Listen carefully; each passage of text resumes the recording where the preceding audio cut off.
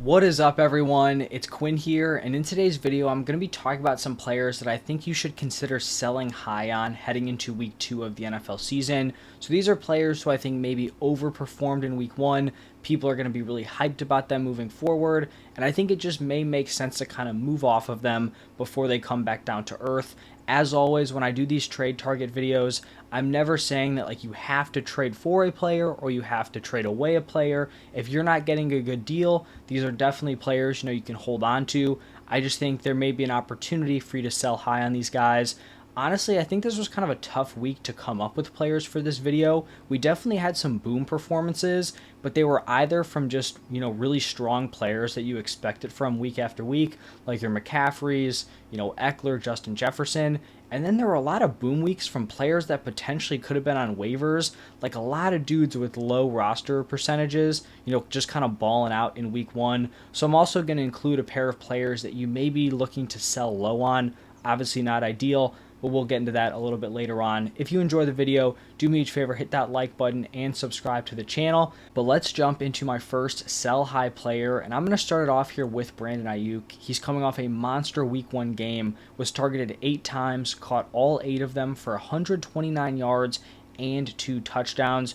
Don't get me wrong, I believe Aiyuk is an incredibly talented player, but I still have my concerns about the non-Christian McCaffrey 49er weapons. Like, we just saw them go out, they put up 30 points, in overall strong offensive performance, and I think that you could probably make the case that 2 out of 3 of those non-CMC weapons probably underperformed here this week, right? We had the huge boom game from Aiyuk, Debo, nothing crazy. Kittle, same thing. You're probably a little bit disappointed with those guys in your lineups. And that was in a game where Christian McCaffrey didn't even have a huge receiving performance. I think next week it could be Brandon Aiyuk going out there going 4 for 40, and then you're going to see Debo have a big game. Or George Kittle, could go nuclear with one of his huge performances. I just think that if you can flip Brandon Aiyuk for a top 20 wide receiver, a top 20 fantasy wide receiver, I would definitely be very interested in it. I think Aiyuk is a great player. There are just a ton of mouths to feed on this 49ers offense, and I'm just not expecting Brandon Aiyuk to consistently be the number 1 option. I think Debo's going to have his weeks. Kittle's going to have his weeks. There's going to be a week where, McCaffrey catches 10 passes for 100 plus yards. If someone in your league believes that Aiyuk is going to be the clear number 1 weapon moving forward because of this one monster game, I'd be happy to kind of sell high on them to someone who does view him as that clear-cut number 1 option.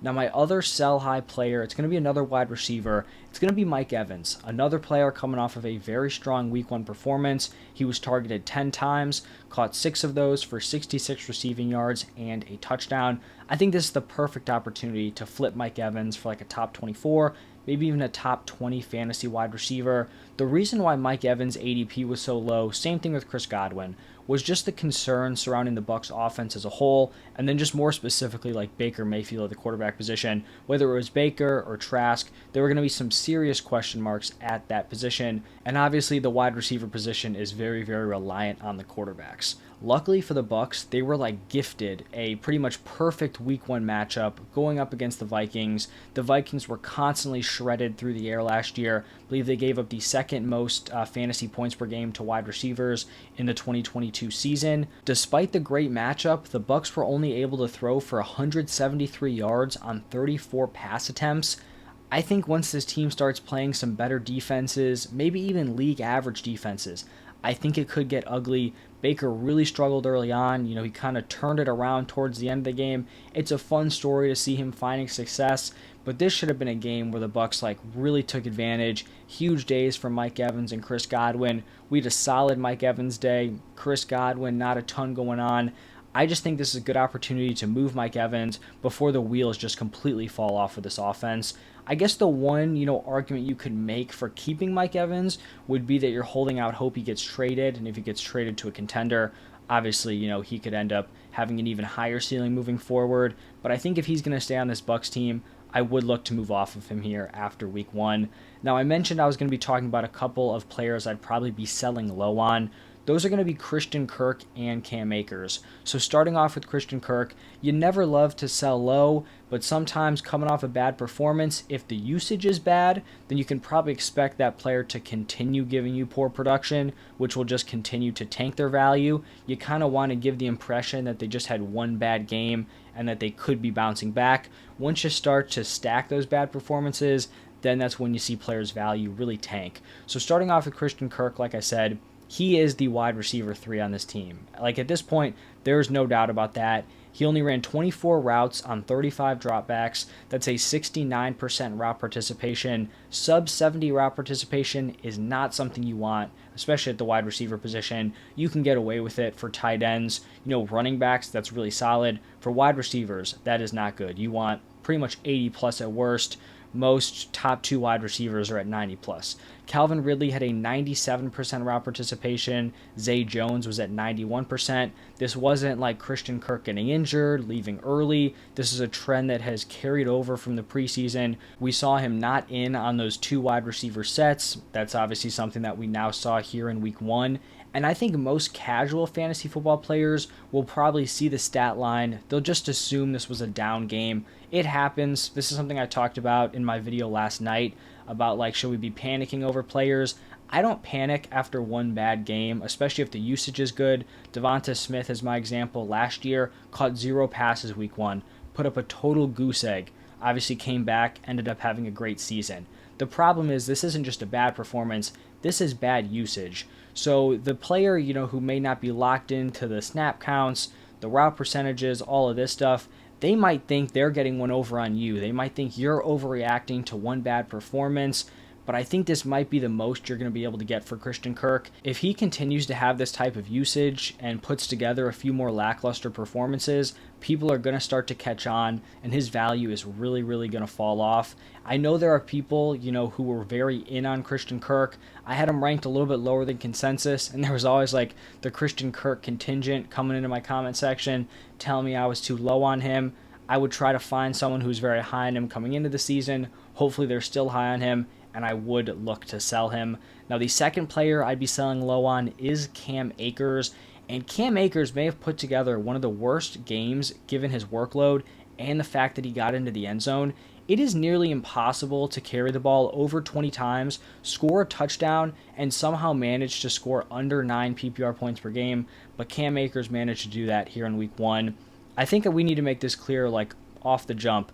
This is not Cam Akers' backfield. The appeal to Cam Akers coming into the season was this may be a rough Rams offense, but Cam Akers is going to be the workhorse. We saw him have this huge workload down the stretch last year. He can carry that into this season. This is Kyren Williams' backfield. He is the running back to own here. He had a 65% snap share. That's Kyren Williams. Cam Akers only had a 35% snap share. Kyren Williams had an elite 75% route participation. He was running routes on a higher percentage of plays than Christian Kirk. Cam Akers, only 10% route participation. Kyren Williams took all the 2-minute drill snaps, and Akers was even splitting goal line touches. They each had 2 goal line touches. We saw each of them convert on the goal line. If a 5'9", sub 200-pound running back is taking goal line touches from you, that is not a good sign about Cam Akers moving forward. He did out-carry Kyren Williams 22-15, but he only averaged 1.3 yards per carry. Kyren Williams was the more efficient guy. I would definitely be looking to move off of Cam Akers before his value just totally tanks. I do think you can kind of make a pitch where he had a huge workload. The Rams offense looked surprisingly good without Cooper Kupp. I was not expecting that. So you can make the pitch that this is going to be a better offense than we expected. He's going to have a huge workload. The receiving numbers don't look that crazy because even though Kyren Williams had a super high route participation, he only was targeted twice. Cam Akers wasn't targeted at all. But it's not like there was a massive disparity in terms of their receiving work. So you could pitch that Cam Akers still has a super strong weekly workload. Sell him off your team, before this split kind of gets really gross. I talked about this in the, should you panic video. I think it's probably more likely that Kyren Williams continues to take work than it would be for Cam Akers to kind of eat into this opportunity. Kyren Williams is the younger guy, or at least he has less NFL experience, so I would think he's the one who's going to continue to eat into Cam Akers' workload. He's at a super up and down kind of stretch here with the Rams, but he's someone I'm definitely worried about. and I would be trying to sell low on him before his value just completely falls off. So those are going to be the players I'm kind of looking to sell here. Guys like Brandon Aiyuk and Mike Evans, obviously you're not giving away these guys for scraps. You're hoping someone's going to overpay coming off of huge week 1 performances. Guys like Christian Kirk, Cam Akers, probably be a little more urgent to move these guys because I think in a few weeks their value could end up taking a massive hit. If you guys enjoyed the video, do me a huge favor, hit that like button, subscribe to the channel. I'm going to have a buy low video with some trade targets that's probably already posted on my YouTube channel, so go check that one out. I had a video about whether or not we should panic on certain players, posted that last night, and then I also have my waiver wire video. So if you're interested in any of those, go check those out. Thank you all for stopping by, and I will see you all in the next one.